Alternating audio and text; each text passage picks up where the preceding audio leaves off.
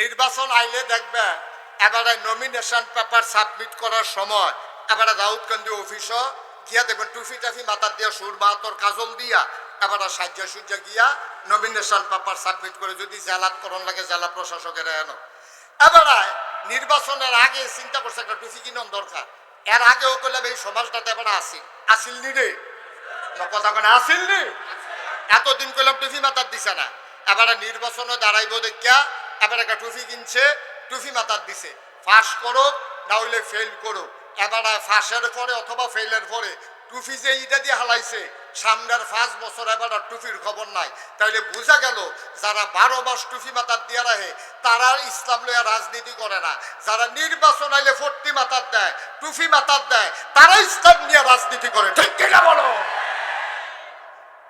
এই কথাটি আমরা জানি না রাখা দরকার আছে, দরকার আছে নিও দরকার আছে। আবার চাইয়েন নি আবার নি খোড়া দেন চাইয়েন, এটা সরম পাইব না, এটা কোয়ার দরকার না। আমি যে কইয়া রাখছি দেখালি হুন্ডারা হেন তো এসব আল্লাহ যেন মাফ করে সবাই কোনা আমিন।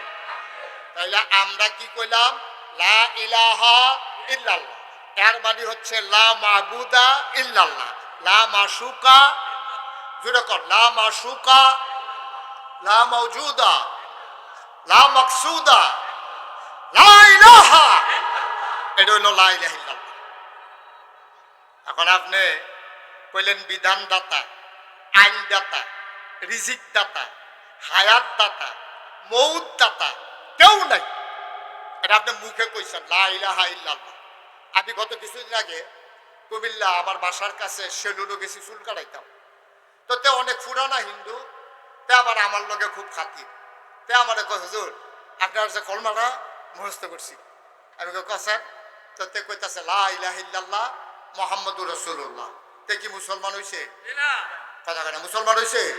কে রে আপনি যেই কলমা পড়ছে হ্যাঁ তো দুই কলমায় পড়ছে, হ্যাঁ মুসলমান হইল না কে রে? তা আপনি কি বিশ্বাস করছেন? আপনি যদি বিশ্বাস করতেন তাহলে কলমা ফইরা তো আপনি মাজারও গেলেন নয়।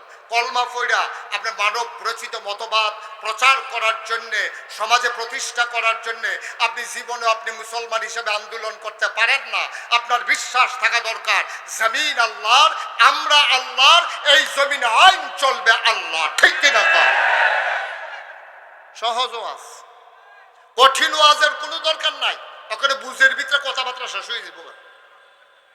আমিন কম, জোরে কম। আচ্ছা, তাইলে পাখিয়ে না কি কইছিল?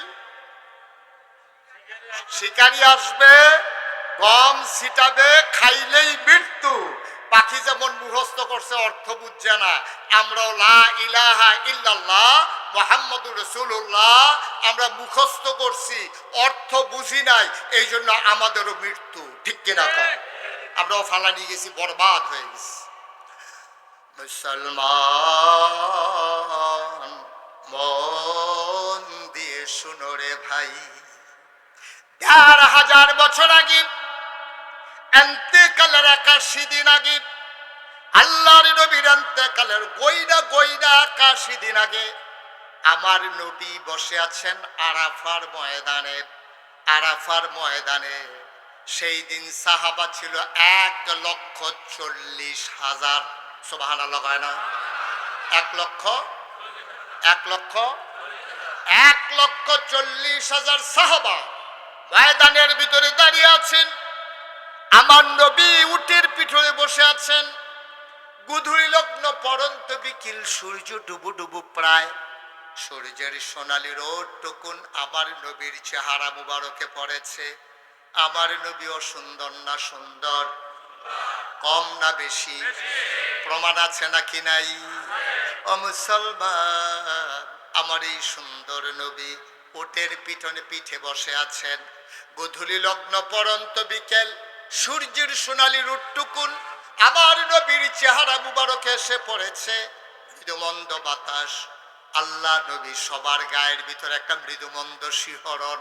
হঠাৎ করে সাহাবারা তাকিয়ে দেখলেন নবীর চেহারা মুবারক লাল হয়ে গেল, কপালের ভিতরে মুক্তার দানার মতো ঘাম জমে গেল। আল্লাহর নবী যে উটটার পিঠে বসা ছিলেন, আস্তে করে উটটা বসে পড়ল। সাহাবায়ে কেরাম বুঝলেন এটা ওয়াহী নাজিলের লক্ষণ, কারণ ওই ওহীর রোদ সইতে পারে না ওট, ওহির যে একটা ওজন পাওয়ার, এটা ওটটা সইতে পারে নাই। এই জন্য ওটটা আস্তে করে বসে পড়েছেন। আল্লাহ রাব্বুল আলামিন কুরআনুল কারীমে বলেন, লাউ আনজালনা হাযাল কুরআনা আলা জাবাল জাবালিল লারাআইতাহু খাশিআম মুতাসাদ্দিআম মিন খাশিয়াতিল্লাহ। ওয়াহিরামন পাওয়ার, ওয়াহিরামন লোড, সইতে পারে না ওট, ওটটা বসে পড়ল। আল্লাহর নবী আস্তে করে দাঁড়ালেন। মুফাসসিরিনে কেরাম কয়, ওই দিন ওই ময়দানে 1,40,000 সাহাবা ছিলেন। আমার নবী এত লম্বা মানুষ ছিলেন না, তিনি ছিলেন মধ্যম আকৃতির। ওনারে বাইটটাও বলা যাবে না, লম্বাও বলা যাবে না, উনি ছিলেন মাঝারি আকৃতির, এভারেজ গড় পড়তায়। আল্লাহ রাসূল যখন দাঁড়ালেন ময়দানে, তখন 1,00,000। মাশাআল্লাহ, সচেতন শ্রোতা, খুব খেয়াল করে আওয়াজ দিয়া জবাব দিয়ে আমি যখন যেটা বলতে বলি। ছেলেরা উঠান তো, কয়টা বাজে রাইতে? এইটাই তো হইতালাইছে মাইজেত কিটা করে কি বলতে।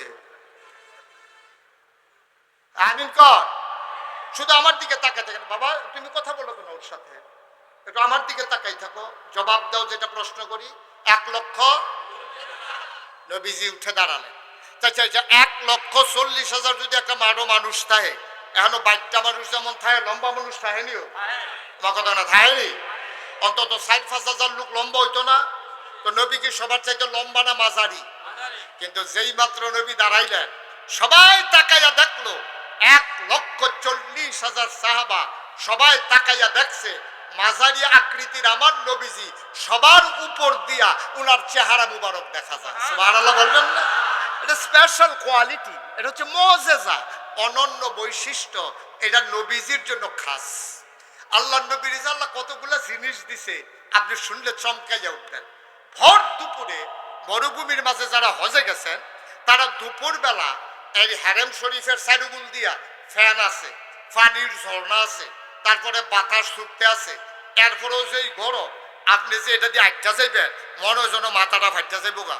ধানটা দিলে খই হইব, চাউলটা দিলে মুড়ি হইব, এইরকম একটা গরমের ভিতরে দিয়া তৎকালীন আমলে যখন ফ্যান নাই, এসি নাই, পানি বৃষ্টির পানির মতো পানি ছিটায় না, সেই দিনও আমার নবীজি মরুভূমির মাঝে দিয়ে আটটা যাইতে আছে, কেউ সাহসও করে না।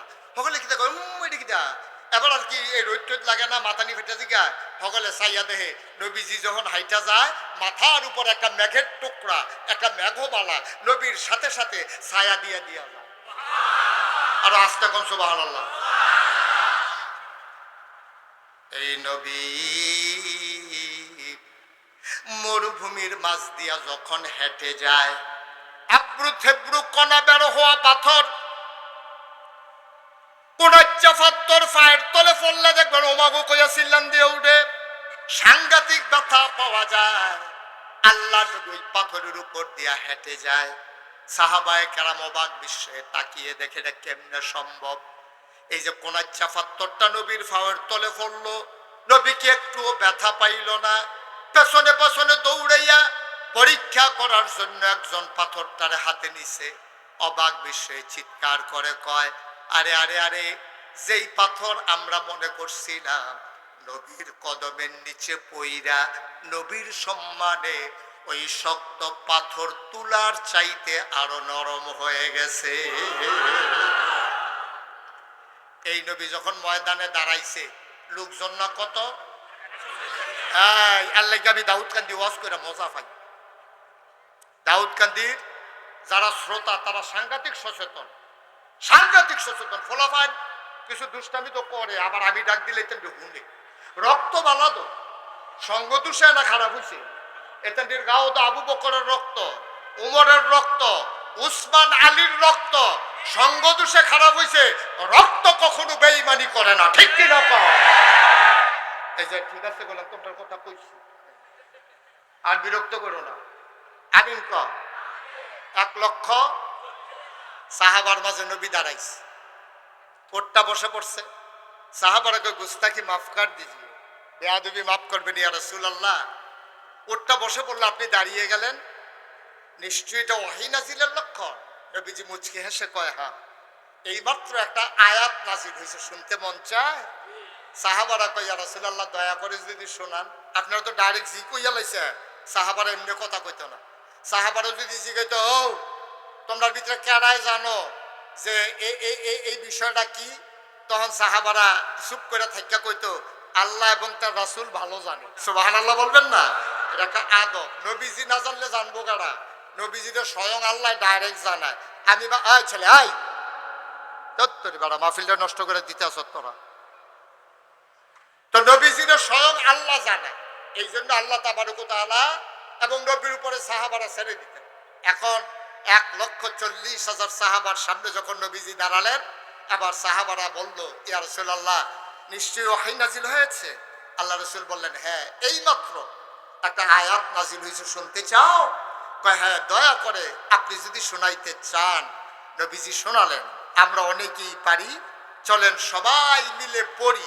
কোরআনে ঢোকার আগে বারদুদ শয়তান থেকে ফেলে হয়েছে, যিনি রহমান যিনি রাহিম, তার নামে চলেন শুরু করি, সবাই পড়ি।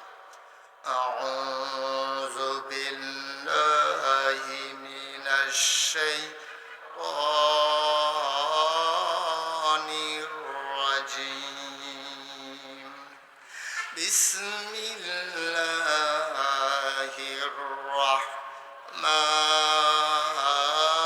রাহমানির রহিম।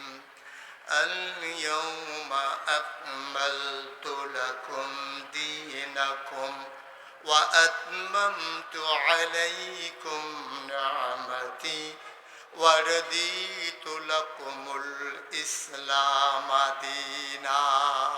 সুবহানাল্লাহ বলবেন না? খুব খেয়াল, গভীর মনোযোগ।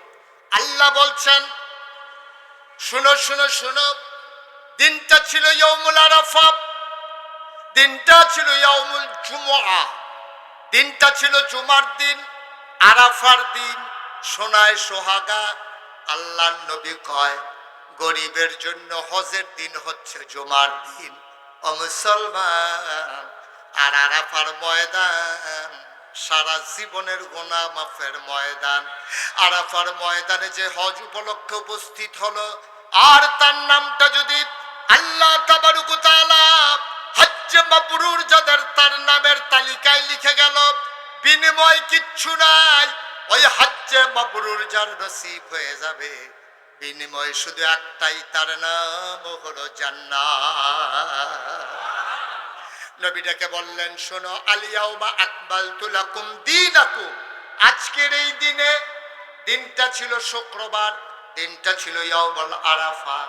আজকের এই দিনে আকমালতু, আমি পরিপূর্ণ করে দিলাম, দীনাকুম, তোমাদের ধর্ম, ওয়া আতমামতু আলাইকুম নি'মাতি, তোমাদের জন্য নিয়ামত আমি আল্লাহ যথেষ্ট করে দিলাম, ওয়া রাদিতু লাকুমুল ইসলাম দীনা, আর তোমাদের জন্য আল্লাহর পক্ষ থেকে মনোনীত একটা ধর্ম দেওয়া হলো, তার নাম হলো ইসলাম। বলেন সুবহানাল্লাহ। তাহলে আমাদের রবকে, সবাই বলেন রবকে, দিন কি?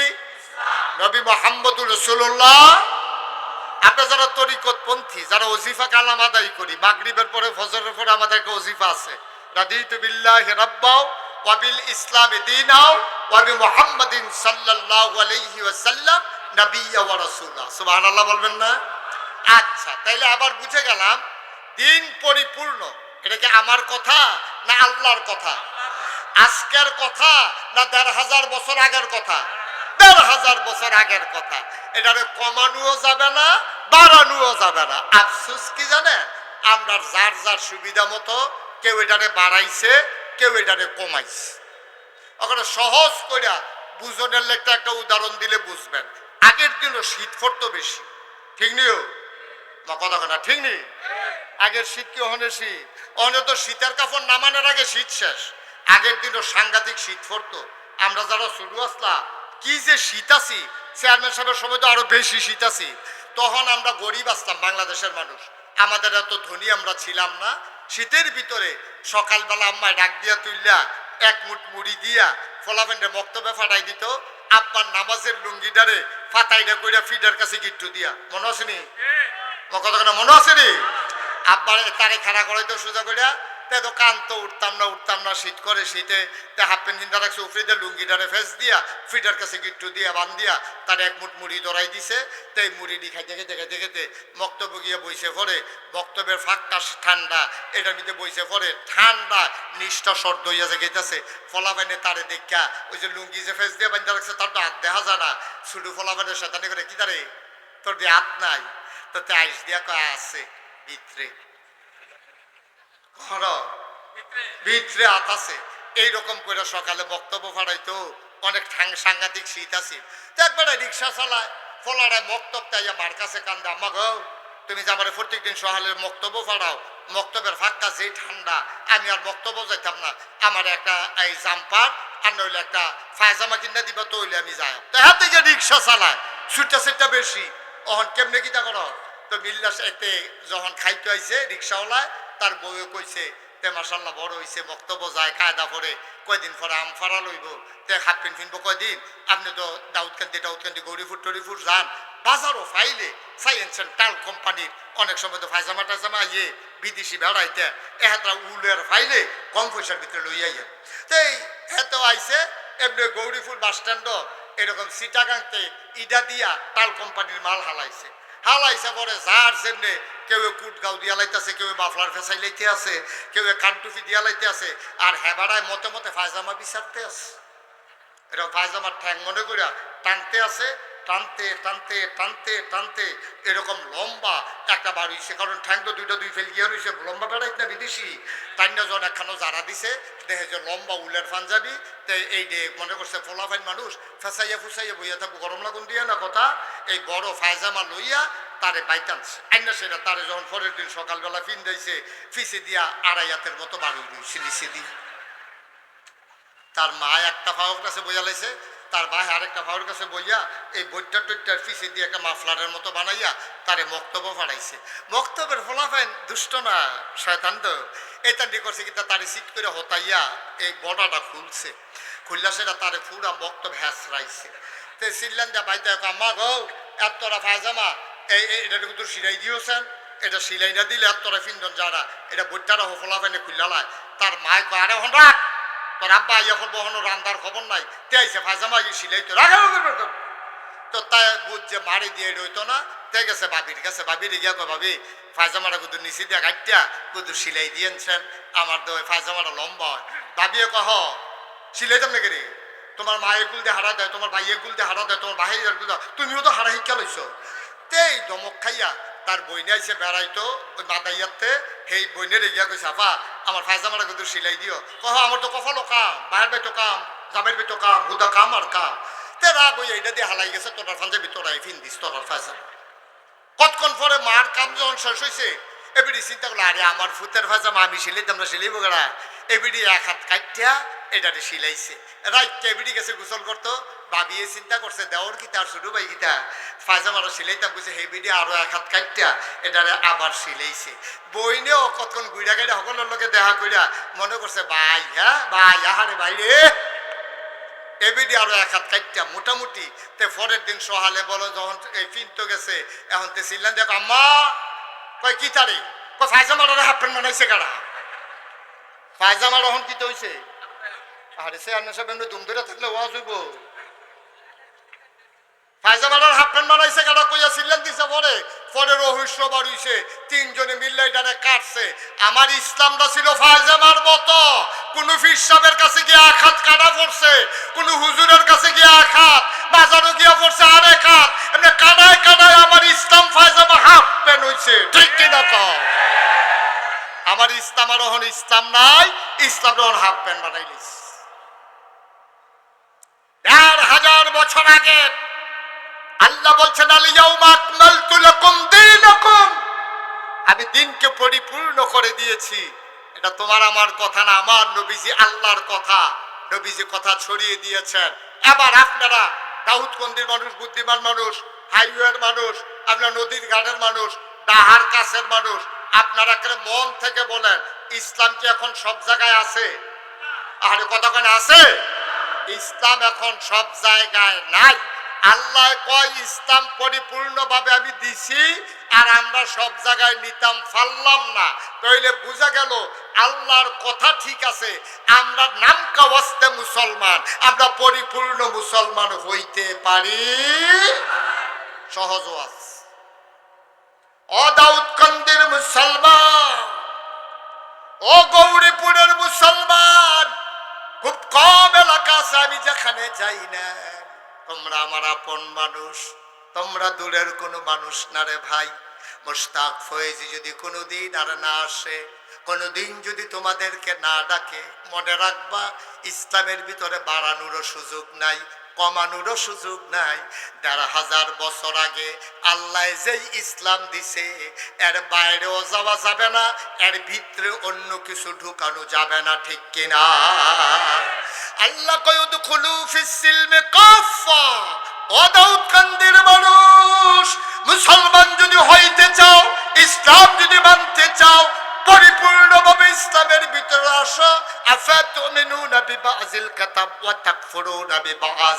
তোমরা কি কোরআনের কিছু অংশ মানো আর কিছু অংশ মানো না? ভাই, মানলে পুরাপুরি মানবা, না মানলে কইয়া বাইয়া বিদায় লইয়া যাইবা। কিছু মানবা কিছু মানবা না, এটার নাম ইসলাম হবে না, ঠিক কিনা? ঘরের ভিতরে বৈঠক চলতে আছে, বিয়া শাদীর আলাপ চলতে আছে ঘরের ভিতরে, শীতকাল্লা রাত, এই ঘরের ভিতরে সকলে মুরব্বীরা বইছে, ফলাফেটে দরজার দুইগুল দেখে রয়েছে। শীতের ভিতরে ঠান্ডা বাতাস ঘরে ঢুকতে আছে। এক মুরব্বী কয়, ও দরজাটা বন্ধ করো। ও দরজা বন্ধ করতে গিয়ে দেখে চৌকাঠের ভিতরে হেলান দিয়া দুই গুলতে দুই থেকে রয়েছে। এখন আপনারা কন, দরজাটা বন্ধ করতে হইলে এটা দিলে কি কন লাগবো? কিটা কন লাগবো? না কন লাগবো তোমরা ওইলে ভিতরাইও, না হইলে আরে কথা করে, ওইলে ভিতরাইও, না হইলে। আমরা এখন দরজা বন্ধ করাম, শীতাইতে আছে, মুরব্বীর কষ্ট হইতে আছে, তোমরা হইলে ভিতরাইও, না হইলে বাইরে যাও। আমরা যারা চৌকাঠো খেয়ে রয়েছি, আমরা যারা মসজিদে ইসলাম মানি, বাজারও গেলে ইসলাম মানি না, আমরা যারা ঘরের ভিতরে ইসলাম মানি, দোহানও গেলে ইসলাম মানি না, আমরা যারা মাদ্রাসাত গেলে ইসলাম মানি, আমরা দোয়াত গেলে ইসলাম মানি, আব্বাই ভাড়া গেলে ইসলাম মানি, কিন্তু এরপরে বাইরে গিয়ে আর ইসলাম মানি না। আল্লাহ বলছেন উদখুলু ফিস সিলমি কাফা, একবারে ভিতরে আইয়া পড়ো। ও ওখানে আমি দরজা বন্ধ করে না, ওইলে বাইরে যাও, না হইলে ভিতরে আইও, ওইলে মানো, না হইলে কাফের হয়ে যাও, মাঝামাঝি কোনো ইসলাম নাই, ঠিক কিনা বলো? সহজ ওয়াজ। এখন আপনারটা আপনার রায়, আমার রায় দিয়ে লাইছি, আমার ওয়াজও শেষ। এখন আপনি কি পুরাপুরি ভিতরে থাকবে নাকি সেঙ্গি দিয়া থাকবে? তো সেঙ্গি দিয়া থাকলে যারা ঘরের দরজা বন্ধ করবো, হয় আপনার ভিতরে টান দিয়া নিব, না হইলে ঠালা দিয়া বাইরে হালাই দিব। আপনি বাইরে গেলে কি উপায় হইব? বুঝ কইরা একটা বেলা একবারে আগে ভিতরে মরা লইয়া বইয়ালাম, ঠিক কিনা কর? কুদ্দুরা মানবেন এক গুল দিয়া, আরেক গুল দিয়া কুদ্দুর মানতেন না, না যেহেন মানবেন এহেন শান্তি, একেবারে সহজ শান্তি। আচ্ছা আরো সহজ করে কই, মনে করেন দাউদকান্দি উপজেলা যে আমাদের যে সরকারি মডেল মসজিদ, এই মডেল মসজিদের ভিতরে যখন নামাজ পড়ায় ইমাম থাকে কয়জন? আরে কথা কয় না রে, এই ইমাম থাকে কয়জন? মঞ্চে যারা আছে তারা না কইলেও সারব, তারা যে বইয়া রয়েছে এটাই তো বেশি কেন, তাদের বালিশ দেওয়া দরকার তালাউনের লিগে। আমি অনেক মাহফিল মঞ্চে বইয়া কথা কয় না কেড়ে, তারারে নামাইয়া নিচের থেকে কন্যা তুলছি, তারা বোধহয় ঘটনা জানে না, বোধহয় তারা ওয়াও আওয়াজ করবেন যেটা বুঝে এটাই তো কইবে। আবার আসেন মডেল মসজিদে যখন আসরের নামাজ হয় তখন ইমাম কয়জন থাকে? ফজরের সময় সব সময় নামাজের ভিতরে ইমাম থাকে কয়জন? মুসল্লি থাকে কয়জন? কোনো মসজিদে 1000, কোনো মসজিদে 2000, মসজিদের কাছে মুসল্লি বড় হইলে বেশি, ছোট হইলে কম। আচ্ছা একেবারে দেখবেন লাইনে ফেটে যাবেন গাহর। ইমাম সাহেব কইছে আল্লাহু আকবার, আমরা চেয়ারম্যান সাহেব এখন নামাজ পড়তে গেছে, নাগাই শরীফ সাহেব নামাজ পড়তে গেছে। ওখানে ইমাম সাহেব যখন আল্লাহু আকবার কই এখন হাত বানছে, চেয়ারম্যান সাহেব কি খেড়ি রয়েছে না আতালকি দিয়ে বান্ধালেছে? নাগাই শরীফ সাহেব খেড়ি রয়েছে না বান্ধালেছে? এখনো ফিরালি হাফ প্যান্ট, ইমামের কাছে ফিরালি হাফ প্যান্ট, চেয়ারম্যানই হাফ প্যান্ট। আর চেয়ারম্যান একগুল হালাইল, তখন নামাজ শুরু হয়েছে নিয়ত বান্ধা, তো এবারে চেয়ারম্যান একগুল হালাই দিয়ে ব্যাগ ট্যাগ দিয়ে সামনে রাখিয়া আল্লাহু আকবার করে নিয়ত বান্ধালেছে। খুব খেয়াল। এখন গেছে রুকুত, ইমাম সাহেব রুকুত গেছে, আল্লাহু আকবার কইছে, এবারে কোনো কেউ এটা কইছে না বেহাও, ইমামে কেউ এটা কইছে না বেহাও, ইমামে খাইছে কইছে আল্লাহু আকবার। এখন চেয়ারম্যান সাহেব নাগাইশের ফিস সাহেব সুজো হইয়া খেড়ি রয়েছে না বেহা হয়ে গেছে গা। ইমামে যে নাগাইশের ফিস সাহেব তো ছুডু হুজুর, এটা বিচারণের সময় নাই, ইমাম মেন্ডাল আছে তো।